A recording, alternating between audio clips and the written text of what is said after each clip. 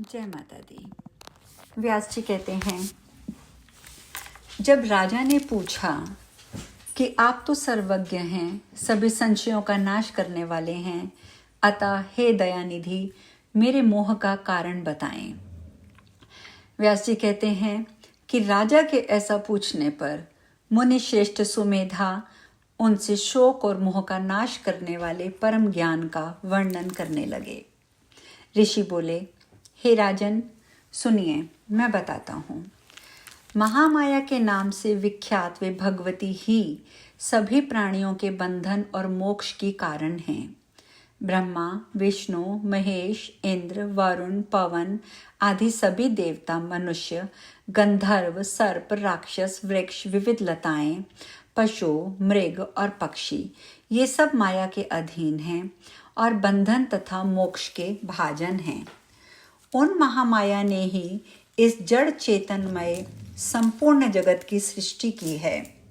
जब ये जगत सदा उन्हीं के अधीन रहता है और मोह जाल में जकड़ा हुआ है, तब आप किस गणना में हैं?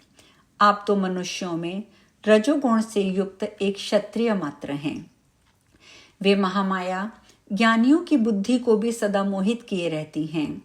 ब्रह्मा, विष्णु और महेश आदि परम ज्ञानी होते हुए भी राग के वशीभूत होकर व्याह मोह में पड़ जाते हैं और संसार में चक्कर काटा करते हैं।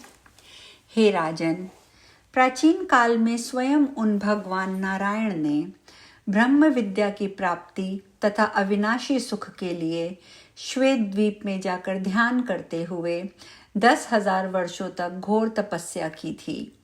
हे राजेंद्र, इसके साथ ही मोह की निवृत्ति के लिए एक निर्जन प्रदेश में ब्रह्मा जी भी परम अद्भुत तपस्या में संलग्न हो गए।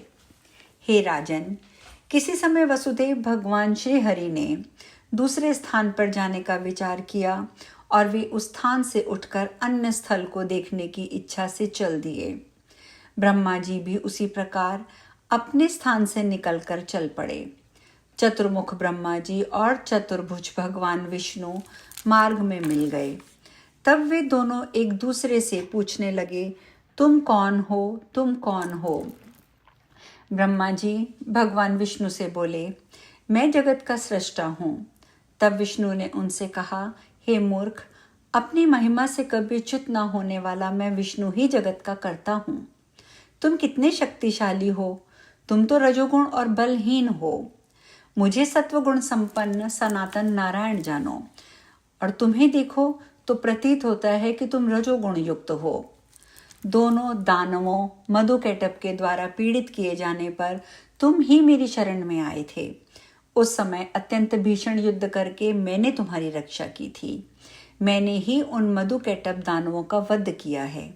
अतः हे मंदबुद्धि, तुम क्यों गर्व करते हो? यह तुम्हारा अज्ञान है, इसका शीघ्र त्याग कर दो, क्योंकि इस संपूर्ण संसार में मुझसे बढ़कर कोई नहीं है। ऋषि बोले, इस प्रकार परस्पर विवाद करते हुए उन दोनों ब्रह्मा विष्णु के होंठ फड़कने लगे।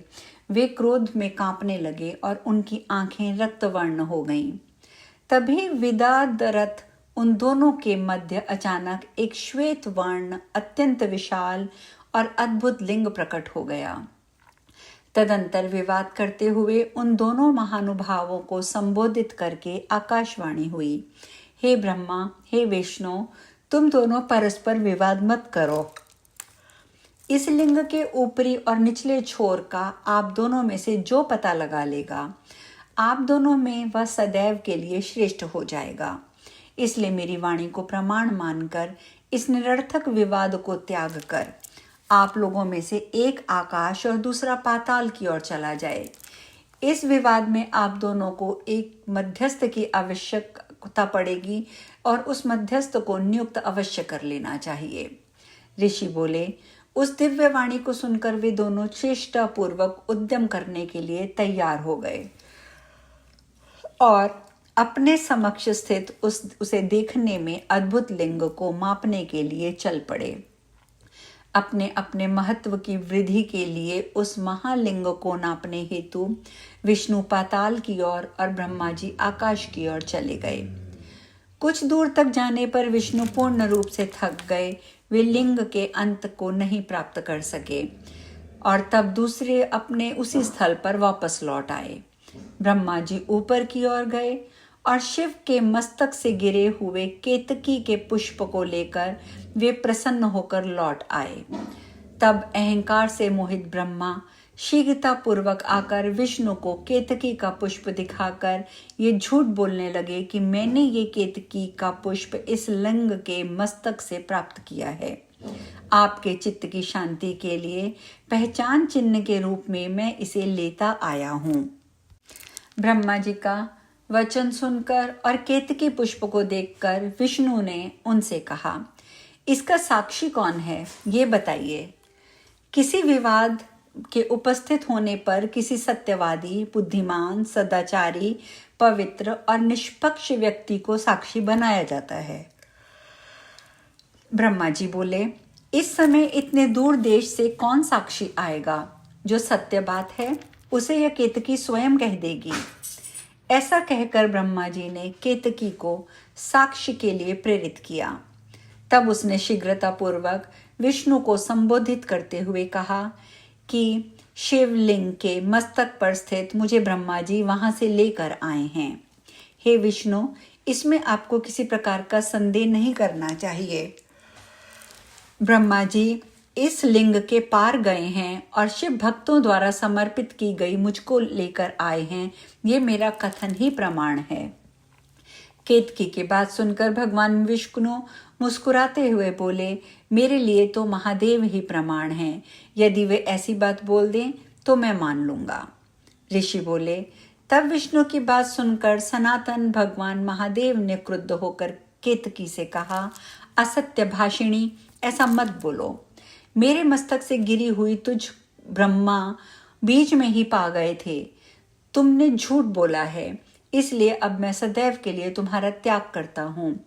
तब ब्रह्मा जी ने लज्जित होकर भगवान विष्णु को नमस्कार किया। उस दिन से शिव द्वारा पुष्पों में से केतकी का त्याग कर दिया गया।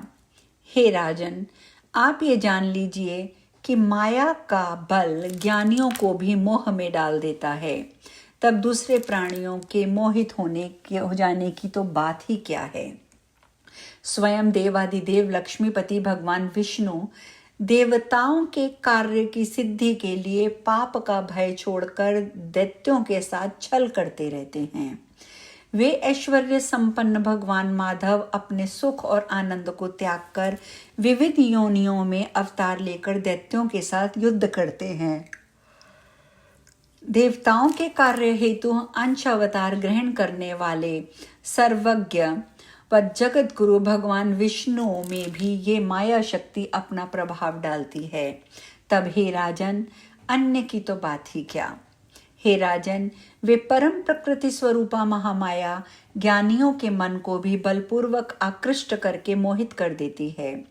जिन भगवती के द्वारा स्थावर जंगात्मक ये संपूर्ण जगत व्याप्त है, वे ही ज्ञान दायिनी, मोह दायिनी तथा बंधन एवं मोक्ष प्रदान करने वाली हैं।